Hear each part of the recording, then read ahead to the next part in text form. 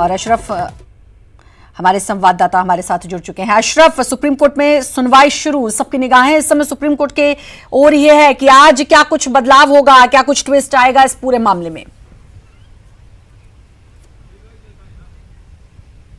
बिल्कुल श्रद्धा, सबकी उम्मीदें और सबकी नजरें इस वक्त सुप्रीम कोर्ट पर ही टिकी हैं। सुप्रीम कोर्ट का जो फैसला होगा उसी के अनुसार आगे की राजनीति महाराष्ट्र की चलेगी और उसका भविष्य तय किया जाएगा कि क्या होना। क्या फ्लोर टेस्ट अगले 1 दिन या 2 दिन में होना है, या जो बहुमत साबित करने की तिथि तय की गई है 30 नवंबर उसी दिन होगा। ये सब चीजें आज फैसला कर लिया जाएगा। तमाम जो बड़े नेता हैं और दिग्गज वकील हैं तीनों पार्टियों के, कांग्रेस के, एनसीपी के और शिवसेना के, वो सुप्रीम कोर्ट पहुंच चुके हैं और बाकी जो नेता हैं वो सुप्रीम कोर्ट के अंदर हैं और कुछ बाहर रहकर सुप्रीम कोर्ट की कार्रवाई पर नजर रखे हुए। उम्मीद कर रहे हैं कि जो भी हो फैसला वो जल्द से जल्द आए। और लेकिन जो कांग्रेस, एनसीपी और शिवसेना गठबंधन है, उनकी जो मांग है वो यही है कि बहुमत के लिए जो इतना दिन का समय दिया गया वो ना दिया जाए। अशरफ, रोकना चाहूंगी, शंकर आनंद से भी बात करना चाहूंगी। इस समय सुप्रीम कोर्ट में ही है शंकर आनंद, वहीं पर मौजूद हैं। शंकर, बस कुछ ही देर में फैसला आएगा, सुनवाई शुरू हो चुकी है।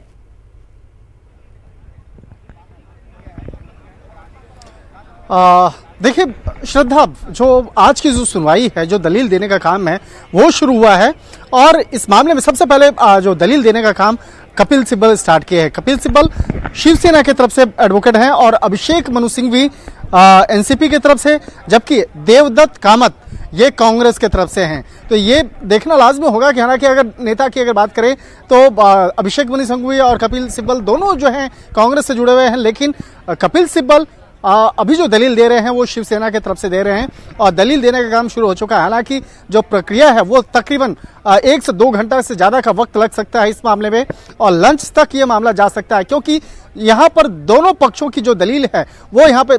सुनी जाएगी। और यहाँ पर जिस तरह से दलील की बात करें तो अभी शुरुआत तौर पे शिवसेना ने स्टार्ट किया है अपना दलील देना, उसके बाद एनसीपी की बारी होगी, उसके बाद कांग्रेस की बारी होगी और उसके बाद मौका दिया जाएगा सरकार की तरफ से। सरकार की तरफ से अगर बात करें तो एजी के वेणुगोपाल और एसजी तुषार मेहता केंद्र सरकार और महाराष्ट्र की सरकार की तरफ से वो अपनी दलील रखेंगे। तो यहाँ पर जो दलील देने की जो प्रक्रिया है वो लंच तक आराम से जा सकता है और 1 से 2 घंटा का वक्त कम से कम तो इसमें लगेगा ही। हो सकता है कि इसमें और ज़्यादा वक्त लग सकता है, लेकिन जो तमाम दलीलों को सुनने के बाद उसके बाद ही कोर्ट इस बात पर फैसला करेगा, इस बात पर निर्णय करेगा कि आखिर कौन सही है और कौन गलत है। हालांकि यहाँ तो इतना स्पष्ट है कि जिस तरह से सुप्रीम कोर्ट के इतिहास की देखा जाए और इस तरह के मामले जो पहले भी बाकायदा इस मामले में फैसले जो दिए गए हैं उसको अगर देखा जाए तो हो सकता है 24 से 48 घंटा का वक्त मुकर्रर हो सकता है। हालांकि इसके लिए राज्यपाल के द्वारा जो एक वक्त मुकर्रर किया गया है वो वक्त मुकर्रर किया गया है 30 तारीख तक का वक्त मुकर्रर किया गया, 30 नवंबर का। लेकिन हो सकता है उसमें वक्त में कटौती किया जा सकता है, क्योंकि सुप्रीम कोर्ट के इतिहास को अगर देखा जाए, शंकर, उम्मीद ये भी जताई जा रही है, अगर हम कर्नाटक की बात करें तो कर्नाटक में 48 घंटे का समय दिया गया था, तो क्या सुप्रीम कोर्ट कुछ ऐसा फैसला भी सुना सकती है? और अगर 48 घंटे का समय, तो कहीं ना कहीं बीजेपी को एक थोड़ी सी राहत, हालांकि 30 से समय तो कम हो जाएगा लेकिन थोड़ी सी राहत, और जो तीनों दल कह रहे हैं उनकी भी कहीं ना कहीं बात रख ली जाएगी। तो कहीं ये बीच का रास्ता तो सुप्रीम कोर्ट नहीं निकालेगी? वो बीजेपी के लिए राहत नहीं होगी श्रद्धा, क्योंकि 30 तारीख का वक्त आपके लिए मुकर्रर किया गया है, लेकिन आपको उससे पहले अगर फ्लोर टेस्ट करना होगा तो वो राहत नहीं होगा, बल्कि वो राहत होगा कांग्रेस के लिए, वो राहत होगा शिवसेना के लिए और वो राहत होगा एनसीपी के लिए, क्योंकि वो चाहते हैं कि इस मामले में जितना जल्द से जल्द फ्लोर टेस्ट हो। और फ्लोर टेस्ट की अगर बात करें तो यहाँ पर सुप्रीम कोर्ट का, मैं आपको वही बताना चाह रहा था कि सुप्रीम कोर्ट के पुराने जो फैसले हैं अगर उसको देखा जाए तो वो चाहती है कि इस जो पहले पुराने फैसले जो हुए हैं उसमें कोशिश वो करती है कि कम से कम वक्त दिया जाए, जिससे कि जो हॉर्स ट्रेडिंग यानी कि जो नेताओं की जो खरीद फरोख्त है, विधायकों की जो खरीद फरोख्त का जो मसला है उसको कम वक्त मिल सके, इसलिए ज़्यादा वक्त नहीं दिया जा सकता है। क्योंकि ऐसे मामले में देखा जाता है जो सुप्रीम कोर्ट का एक पुराना फैसला है जिसमें कि कहा गया था कि अगर ज़्यादा वक्त दिया जाएगा तो हो सकता है कि विधायकों की खरीद फरोख्त का हो सकता है, भ्रष्टाचार का मामला आ सकता है। लिहाजा इस बात की गंभीरता को देखते हुए वक्त जो है कम किया जा सकता है। तो यहाँ पर अंदाज़ा एक अनुमान जो लगाया जा रहा है कि जो 30 तारीख का वक्त मुकर्रर किया गया है 30 नवंबर का, उसको कम किया जा सकता है और 24 से 48 घंटे का वक्त दिया जा सकता है और उसमें आपको फ्लोर टेस्ट करना होगा। बीजेपी और अजित पवार राहत वाली बात शंकर मैंने इसलिए बोली कि तीनों दल बोल रहे हैं कि आज ही फ्लोर टेस्ट हो, तो इसमें तो बीजेपी का तो खैर बहुत ही नुकसान है, लेकिन अगर थोड़ा सा वक्त और मिल जाए तो शायद कुछ बीजेपी कुछ ना कुछ जो स्थिति है उसको संभाल सके। खैर अभी बीजेपी बड़ी आश्वस्त दिखाई दे रही है, या तो शंकर कुछ बैकअप प्लान था बीजेपी के पास, और अगर नहीं था तो फिर वही बात कि किरकिरी बहुत हो सकती है बीजेपी की।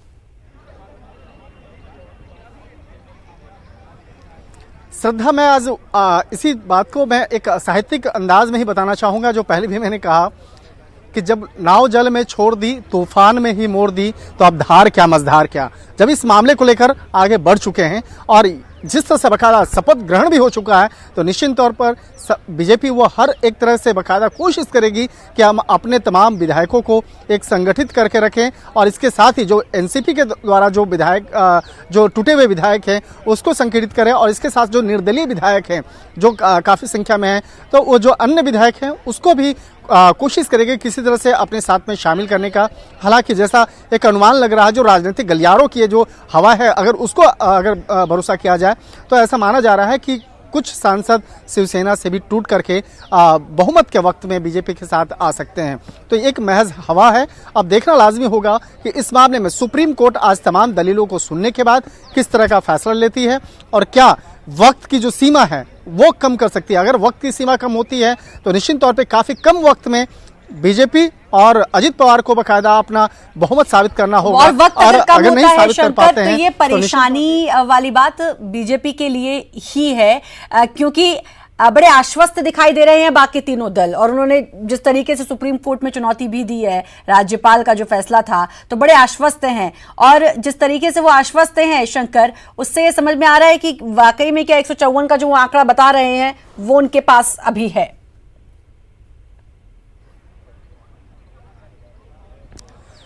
देखिए, वो अगर तीनों पार्टियों की अगर बात करें, शिवसेना, एनसीपी, कांग्रेस की बात करें, तो वो पूरे आश्वस्त पहले भी थे और परसों तक वो लोग इस मामले पर पूरे आश्वस्त हो चुके थे कि हमारे पास पूर्ण बहुमत है और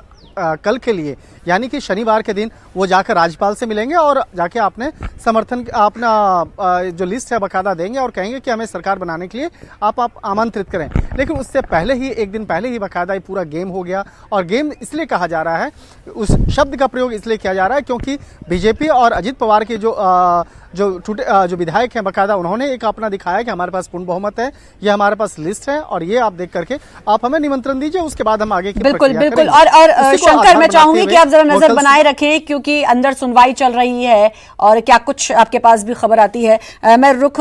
करना चाहूंगी अशरफ का। अशरफ,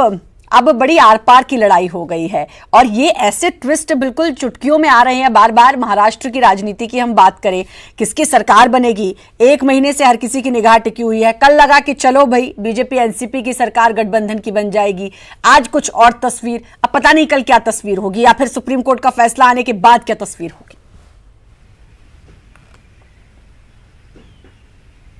बिल्कुल श्रद्धा, ये सस्पेंस बना हुआ है कि तस्वीर कैसी होगी। और मैं आपको यहां याद दिला दूं, केंद्रीय मंत्री नितिन गडकरी ने खुद कहा था कि क्रिकेट और राजनीति में कभी भी कुछ भी हो सकता है, और वही हुआ था कल शनिवार को। शुक्रवार की रात सब लोग तैयार बैठे थे, कांग्रेस, एनसीपी और शिवसेना के, हम शनिवार को जाएंगे और सरकार बना लेंगे, बातचीत अंतिम दौर पे। लेकिन शुक्रवार की सुबह सुबह सब पूरी बाजी पलट गई, मुख्यमंत्री बन गए, शपथ ले ली गई, तो ये कुछ भी हो सकता है। अशरफ रोकना चाहूंगी, आप इस पर नजर बनाए रखें। और बड़ी खबर इस वक्त की भोपाल से आपको बता दें, कैलाश जोशी का निधन हो गया है। लंबे समय से बीमार चल रहे थे कैलाश जोशी, और कैलाश